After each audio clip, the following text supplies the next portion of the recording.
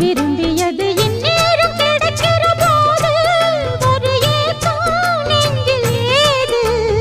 எல்லோர்க்கும் நினைத்தது போலே மன வாழ்க்கை வாய்த்திடாது. எப்போதும் ஒருவனை எண்ணி தவித்தேன், இப்போது நான் அதை கண்டுபிடித்தேன். கெட்டி மேளம் கேட்கும் நேரம் கூட மாமனோட. இந்த மாமனோட மனசு மல்லியப்பு போலே பொன்னானது.